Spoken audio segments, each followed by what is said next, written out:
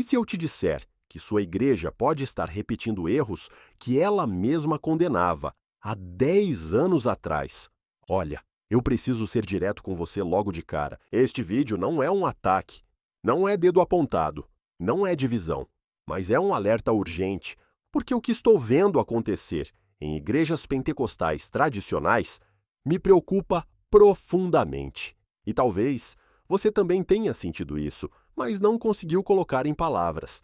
Estou aqui justamente para isso. Vamos entender uma coisa primeiro. Pentecostalismo e neopentecostalismo não são a mesma coisa. O pentecostalismo clássico nasceu no início do século XX, focado no batismo com o Espírito Santo, na santificação pessoal, na busca por uma vida reta diante de Deus e no poder do Espírito manifestado, com equilíbrio bíblico. Já o neopentecostalismo surgiu décadas depois, trazendo uma ênfase perigosa em prosperidade material, poder pessoal, espetáculo e uma espiritualidade muitas vezes desconectada da sã doutrina. E aqui está o problema que ninguém quer admitir. Muitas igrejas pentecostais que cresceram criticando os exageros neopentecostais agora estão copiando exatamente os mesmos padrões. E talvez nem percebam. Deixa eu te mostrar o primeiro erro que tem se infiltrado silenciosamente. O evangelho centrado na prosperidade. Você já notou como certas pregações mudaram de foco? Antes, o centro era Cristo, sua cruz, sua graça, seu senhorio. Hoje, em muitos púlpitos, o centro virou resultado, dinheiro, sucesso, conquista, bênção material. E olha, ninguém está dizendo que Deus não abençoa. Claro que abençoa. Mas quando a mensagem principal se torna plante sua semente e colha sua vitória financeira, algo saiu completamente dos trilhos. A fé vira desempenho, a graça vira barganha e o evangelho deixa de ser evangelho. Percebe os sinais? Sermões inteiros construídos em torno de ofertas especiais. Pessoas sendo sutilmente culpabilizadas por não prosperarem financeiramente, como se a pobreza fosse sinal de falta de fé ou pecado oculto. Testemunhos que sempre terminam em carro novo, casa própria, negócio bem-sucedido. E a cruz? E o morrer para si mesmo? E o tomar sua cruz diariamente? Ficou em segundo plano. Esse é o primeiro sinal de que a influência neopentecostal já está dentro da sua igreja. Agora vem o segundo erro, e esse aqui é sutil, mas devastador: a superespiritualização de tudo. Sabe quando qualquer problema, por mais natural que seja, é tratado como um ataque demoníaco? Depressão vira encosto, ansiedade vira opressão, dificuldade financeira causada por má administração vira maldição hereditária. Relacionamento tóxico vira trabalho espiritual. E aí as pessoas param de buscar sabedoria humana, ajuda profissional, aconselhamento pastoral equilibrado, tratamento médico. Porque tudo virou batalha ao espiritual. Olha, a Bíblia reconhece a realidade do mundo espiritual. Claro que reconhece, mas ela também reconhece que vivemos em um mundo físico, com problemas reais, consequências naturais e necessidade de sabedoria prática. Quando uma igreja começa a espiritualizar absolutamente tudo, ela está repetindo um erro neopentecostal clássico. E o resultado? Pessoas sofrendo em silêncio, gente abandonando tratamentos necessários, fiéis frustrados porque a campanha de restituição não resolveu o que só um bom planejamento financeiro resolveria. Pensa comigo, isso glorifica a Deus? Terceiro erro, e esse aqui dói: liderança autoritária e centralização absoluta do poder. O modelo neopentecostal criou a figura do líder intocável, o apóstolo, o homem de Deus que não pode ser questionado, ungido do Senhor que está acima de qualquer prestação de contas. E sabe o que está acontecendo? Igrejas pentecostais tradicionais, que sempre valorizaram a pluralidade de liderança e a humildade pastoral, estão copiando esse modelo. De repente, o pastor vira uma celebridade local, As decisões são unilaterais. A transparência financeira desaparece. E quando alguém questiona, vem a resposta pronta. Não toque no ungido do Senhor. Mas espera aí. Desde quando ungido significa intocável? A Bíblia fala de prestação de contas. Fala de liderança plural.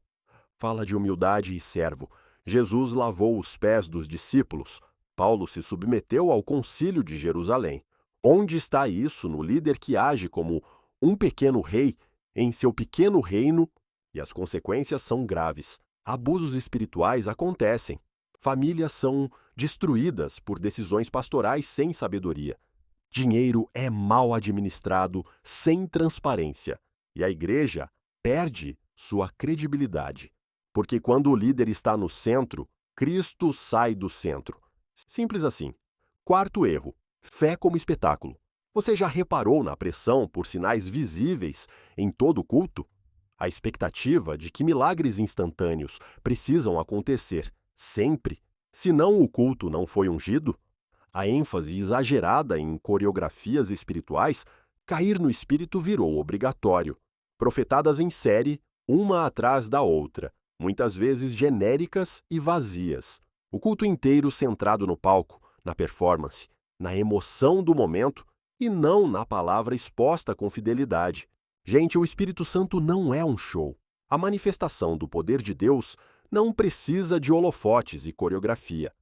Claro que Deus faz milagres, claro que o Espírito age poderosamente, mas quando a ênfase deixa de ser em quem Deus é e passa a ser no que Deus faz no momento, criamos uma fé superficial, uma fé que depende de emoção, e emoção passa, experiência acaba. E quando a pessoa sai do culto e volta para a vida real, sem aquela adrenalina espiritual, o que sobra? Esse é o perigo do espetáculo. Ele gera dependência emocional, não maturidade espiritual. E igrejas pentecostais, que sempre tiveram uma espiritualidade vibrante e cheia de vida, agora correm o risco de confundir vitalidade com espetáculo. E isso é manipulação emocional disfarçada de avivamento. E chegamos ao quinto e talvez mais perigoso erro: doutrinas frágeis e ausência de ensino bíblico sólido. A busca desesperada por fogo, por poder, por experiências extraordinárias está substituindo a necessidade de conhecimento bíblico profundo. Pregações sem exegese, textos arrancados do contexto para sustentar campanhas, versículos usados como amuletos. E o discipulado? Onde está o discipulado? Igrejas pentecostais sempre valorizaram a palavra e o espírito juntos. Palavra sem espírito é secura. Espírito sem palavra é fanatismo. Mas o que está acontecendo agora? Cultos inteiros sem exposição bíblica. Séries de pregações temáticas superficiais. Campanhas que substituem ensino consistente e o resultado é devastador. Cristãos emotivos, mas imaturos. Pessoas cheias de experiências, mas vazias de conhecimento. Fiéis vulneráveis a qualquer vento de doutrina, porque nunca foram ensinados a pensar biblicamente. E aqui está o problema. Quando uma igreja pentecostal abandona o ensino sólido em nome da experiência constante, ela deixa de ser pentecostal no sentido bíblico. Ela vira apenas mais uma comunidade emocional, facilmente manipulável e doutrinariamente frágil. Isso não é pentecostalismo, isso é imitação barata do neopentecostalismo. Então, o que fazemos com tudo isso? Como voltamos às raízes de um pentecostalismo bíblico equilibrado, poderoso, mas maduro?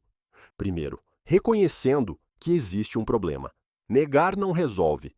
Segundo, voltando à centralidade de Cristo e da cruz. Não bênção, não poder pessoal, Cristo. Terceiro, restaurando o ensino sólido da palavra, pregação expositiva, discipulado intencional, formação de caráter, não apenas busca por experiências. Quarto, estabelecendo lideranças humildes e prestadoras de contas, nada de reis, apenas servos. E quinto, valorizando a obra do Espírito Santo sem transformá-la em espetáculo. Deus age com poder, mas ele não precisa de marketing. Olha, eu sei que este vídeo pode incomodar. Eu sei que algumas pessoas vão dizer que estou sendo crítico demais. Mas o amor verdadeiro não esconde a verdade. O amor alerta, o amor exorta. E se você ama a Igreja de Cristo, você vai querer vê-la saudável, não popular. Você vai querer vê-la bíblica, não apenas animada. Porque no final das contas, o que importa não é quantas pessoas pulam, gritam ou caem. O que importa é quantas pessoas estão sendo transformadas à imagem de Cristo. E agora eu te pergunto, como comentarista que acompanha esses movimentos de perto há anos, será que não chegou a hora de pararmos de aplaudir o que brilha e começarmos a avaliar o que realmente transforma? Será que não está na hora de deixarmos de lado a vaidade de ter uma igreja cheia e começarmos a buscar uma igreja cheia de Cristo?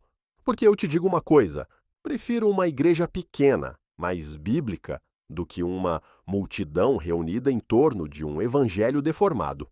E você? Você tem percebido esses sinais na sua região? Qual desses 5 erros você considera o mais presente e perigoso hoje? Eu realmente quero saber sua opinião. Comenta aqui embaixo. Vamos conversar sobre isso. Porque esse debate não é só meu, é nosso, é da igreja. E se você concorda que precisamos de mais vozes alertando com amor e verdade, deixa seu like neste vídeo agora. Isso ajuda o conteúdo a alcançar mais pessoas que precisam ouvir essa mensagem. E se inscreve no canal, porque vou continuar trazendo análises honestas, sem medo de tocar em assuntos que muitos evitam. Ativa o sininho, porque toda semana tem conteúdo novo. E compartilha esse vídeo com alguém que precisa refletir sobre isso. Um líder, um pastor, um amigo. Porque a igreja que Cristo edificou merece mais do que imitação. Ela merece fidelidade.